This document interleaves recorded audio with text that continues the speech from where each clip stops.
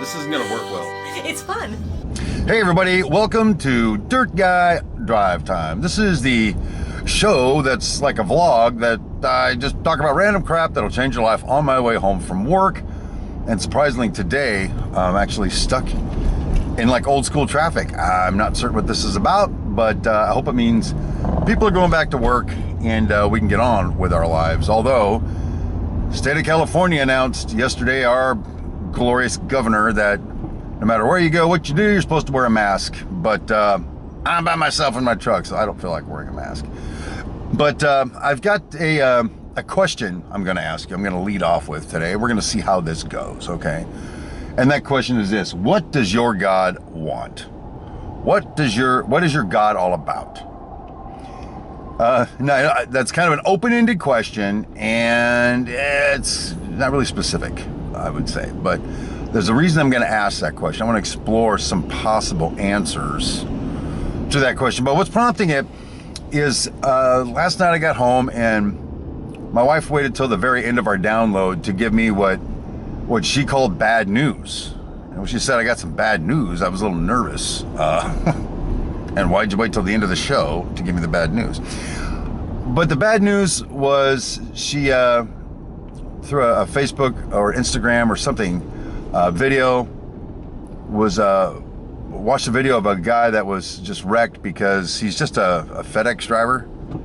He was just offloading a package, and some white person pulled up in haste next to him, got out and spit in his face. Thank you, Whitey. She was wrecked over that. And the reason is, I mean, first of all, if you watch the video, and I have not, I refuse to watch it because I don't need to shed any more tears this week than I already have about stuff. So I will watch it. Not willing to watch it yet. It's because this gut-wrenching thing, the guy's like, I'm not dressed like a gangster. I'm working hard to bring you stuff so you don't have to go out and shop in the stores. What the hell? What have I done wrong that this person just stops and spits in my face during COVID-19? Who knows if the person who spat is an asymptomatic carrier or something. It's just wrong on levels. It's a hate crime, if you ask me, is what it is. So enough with the dialogue on that. Well, my wife made a video about it that I was going to include in this video, but I think it's better if I find the link and put it in the description. But the video she made, she barely gets through it, frankly. She was wrecked. And the thing that prompted this video from her being wrecked was she's starting to feel like there's no hope. Like we're always gonna be like this. Like, you know, those of us in our like white gingerbread world, we believe it's getting better and it's fine. You know, because I don't know anybody that treats people that way. I certainly don't. I don't really know any victims of it either. Personally, I don't. Not that I've communicated it to me. Except, of course, when I was with the homeless people treated them like shit. A couple times I had to get up in somebody's grill about it. That's the kind of pastor I was. But anyway, I digress. The video she made is gut-wrenching, and her thoughts about there not being any hope. She goes, what can we do? And I was telling her, you know, that, well, one thing's for certain. As long as we don't have any new racists being born, then the ones that are racist now will just die and it'll be gone. Eventually they'll die and it'll be done. And maybe some of them cannot be convinced, but others can be. Culturally, we can do things differently, in education and all that. But then it boils down to this. I know there are atheists in our world. And so to you, my friends, I'm not talking to you right now. Sorry, because you're your own God, I guess, is how it would be in the God thing. But for the rest of us, pick your religion. You've got a God or pantheon, but most of us have a monolithic or a monotheistic God, by whatever name you call God. And so my question is, what does your God want? Because if your God wants there to be division amongst cultures or ethnicities, or hatred, violence, and that kind of thing. If that's what your God wants, then some of you are doing a fucking great job at it. Serving your God like that, you're doing an awesome job. being hateful, being divisive, finding things that tear us apart instead of things that unite us together, that bring us together. But from what I have learned about, the three religious systems or belief systems that I kind of hang out with, which is mostly Christian, but then there's the Jews and the Muslims, because some of that ties together with my studies. From what I've gathered, that God, not like that. Not like that at all. Let me narrow it right down to those of you Americans who, the bulk of you, in some way, shape, or form, call yourself a Christian, right there. So let me ask you this. It sounds cliche, but what would Jesus do? Is Jesus going to go walk and spit in the eye of some black guy? Because he's black. That's it. Just because of his color, is he going to do that? Jesus would hang out with the wicked refuse, the people nobody else would hang out with. He did that as an example to the Jews who wouldn't do it. They're supposed to. That's their calling. If you go back to the Old Testament, they're supposed to be the light unto the Gentiles, a light unto the world, to bring people into a relationship with God. Instead, they all got all hoity-toity and into themselves, and were doing all the wrong things. But I digress. The God I believe in is into loving others, loving your enemies, turning the other cheek, not being selfish, not being self-righteous, not being egotistical, not pushing others down to lift yourself up, to be a servant. So the reason I bring that up is because some of our American brothers and sisters who purport to be God-fearing, Bible-thumping men and women of God are the same people burning freaking crosses. And so you need to do a reality check, homie, because what you think you're doing and who you think you're serving is two different things. You are not doing what your God wants, unless your God is a plague-wielding, evil, judgmental dictator, in which case, man, you're doing a good job.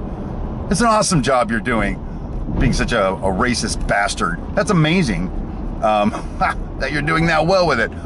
For the rest of us civilized people that have some kind of a friggin' heart,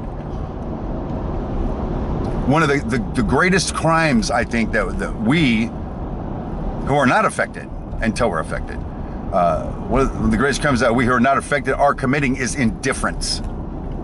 It's indifference.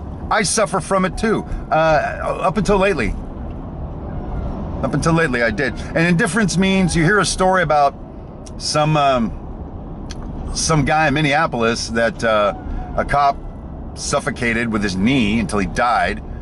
And this was 10 years ago. You go, man, that's bad. That's bad they did that. I don't agree with that. And you just kind of let it roll off after that. Kind of done. You didn't do anything about it. You just said that was bad. And maybe it takes all of a sudden this outrage by so many people of all colors, all ethnicities. Maybe it takes that kind of outrage to break us from our indifference. Because based on, I put together a talk one time where I was talking about the two greatest commandments are love God and love others. And if you break those commandments, you're sinning, period. Whatever you want to call it, those are sins if you don't do that. Indifference is a sin. You're allowing this to happen. Those of us who are supposed to be the people of God, we're supposed to be, ministering to people and helping the poor and feeding the hungry and clothing the naked and all that junk. And we're doing nothing because it doesn't affect us right now. It doesn't affect me. I'll tell you what, if there's a riot in your friggin' neighborhood or your small business is torched because people are just done with it, nobody's listening to us, suddenly you're not indifferent anymore. Suddenly you care. So again, what does your God want from you? What's your God about? Because I would say again, and I didn't mean for this to turn into such a ranty deal. I was going to be a little bit more intellectual about this, okay? A little bit more, let's ponder the thought, shall we? Sorry, my real feelings are coming out. Think about what you say your code of conduct is, and then check that against your behavior. And understand that even if you're not out spitting in the face of a young black man for no reason, if you're being indifferent, you're allowing it to happen. We have to do something. And I'm not saying we all need to go on a march, a protest, hold signs. There's got to be something. Think about it differently. You hear some racist joke, tell them to shut the freaking hell up. I don't cotton to no racist jokes around here. You see somebody being mean to somebody of another color in a market, you step up there. You don't have to be adversarial, but you can say, I'll be nice right now. What can I do to help you? Instead of just being indifferent, walking away like, well, man, if somebody ever talked to me that way, I'd punch him in the nose. But you're letting somebody else talk to somebody else that way. I don't have the magic answer, but it does begin with an awareness that it is not of your God's intention to allow this to happen. I believe I can say that with nearly prophetic certainty, although I am not a prophet. I am saying, I know what I know. So, hey, take that or leave it. Tell me to shove it up my pie hole if you want. That's fine and dandy. You're entitled to your opinion, and I'm not going to argue with you about your opinion. It's yours.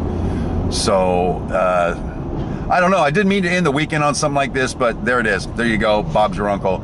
I hope you enjoyed hanging out with me this week. I hope you guys made it over to the Vibe Church channel. Checked out what I did over there on Wednesday. And hope that we get some Model Railroad video stuff out this weekend, even though we got the big COVID Freedom 19 party going to my house on Sunday. So other than that, I anticipate seeing you Monday morning. God willing, in the creek don't wise. And until then, my name is Steve Brown, and listen to your God.